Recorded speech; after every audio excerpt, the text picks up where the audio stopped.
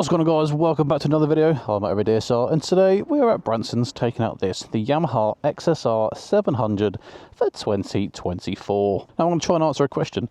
Is it worth getting the MT-07 or should you just get the XSR 700? Well, I'm not going to find out the answer standing around. So let's get on and ride it. Let's start off then on the engine of the XSR 700. This is the CP2 engine, 690cc, 74 brake horsepower, and 67 newton meters of torque. But as always, what do those numbers mean? Well, around town, this is going to have more than enough.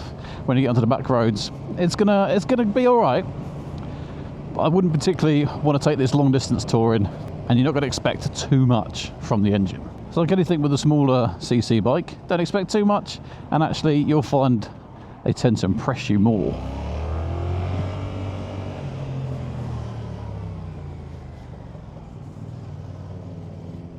This bike is a very kind of back to basics bike. Not only does it kind of have that retro style into it, but there's not really much to the bike. It's a very simple bike. By that I mean it's got no rider modes. The electronics is very basic. No quick shifter. We've got a reversed colour LCD screen, and by that I mean it's a black background with a white writing, LEDs all round, and that's pretty much it. I reckon Branson's have included the USB charging point as an extra. I don't reckon that is standard.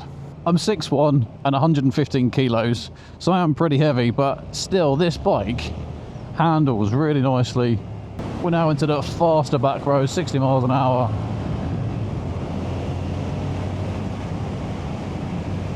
And you can have fun with it.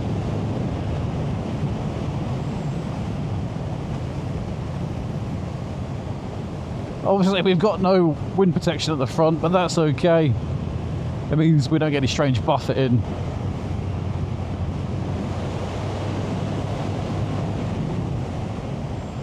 Being only 188 kilos, you can feel it. This thing flicks from side to side.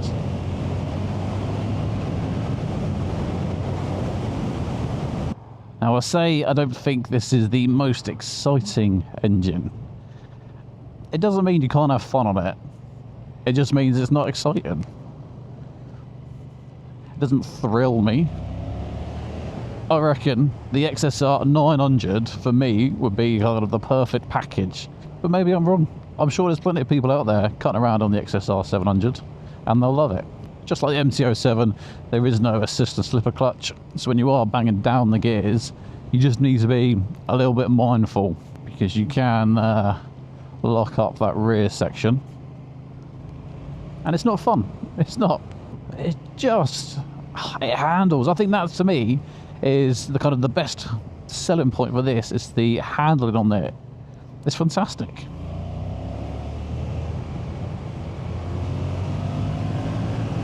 Yeah, if you don't let out that clutch slowly, you'll know about it. Hey, a dickhead. I've got time for the bikes that have the retro styling about them with the 21st century reliability. I think to me, if you want retro, that's the way to go. Don't buy an old bike that might break down. Buy something new that looks good. That looks to that styling that you're after. Being a bigger lad, actually it's very comfortable. I don't feel cramped. I feel in a very kind of relaxed, neutral riding position. It's definitely something that's comfortable and that you could ride all day long. The indicator switchgear is just a little bit loose. By that I mean it's not a solid click over to start indicating and a nice confirmatory push in. It's just a little bit squidging, a little bit too much play left and right before the indicator even turns on. It sits comfortably at national speed limit. The LCD screen is actually in a really good position where it's not too low, it's just right in my vision when I'm looking down the road.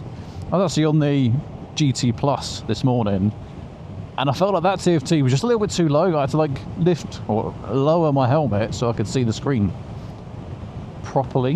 Whereas this is in a good position. And actually that white on the black background is super clear. Super! Super duper! On these back roads they are very, very bumpy. And I am heavy. But actually, suspension's not too bad. Like with any of my videos, I always recommend getting the suspension set up for you and your weight. Don't judge a bike suspension on that one test ride. Brakes aren't too bad though. 2 fingers, give a good squeeze and they will get the job done. Always helps where this is a light bike.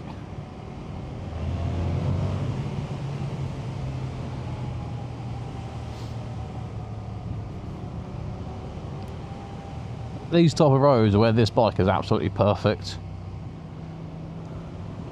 The throttle response is okay. A little bit of choppiness on the first 10% pickup, but it's okay.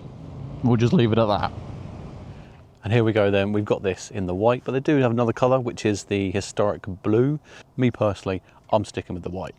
We've got a 14 litre fuel tank with a seat height of 835mm. Being 6'1", I've got absolutely zero dramas of getting my feet down on this bike. I do like the subtle styling of this, so with the tubular frame on show.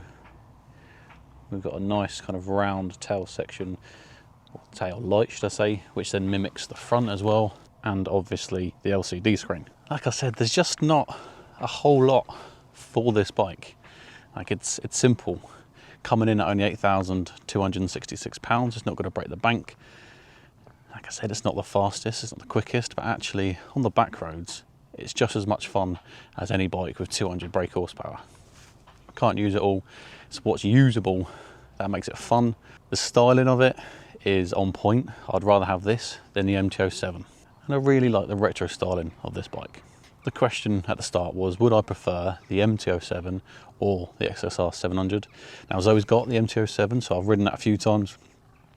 For me personally, the 07 engine can be lacking. If you leave it stock, don't change any exhaust or anything like that, it's quite a lacking bike. You kind of want more because it's in that MT range with the MT-09 and the MT-10, and both of those bikes are fantastic. The 07 just kind of doesn't really deliver in that sense.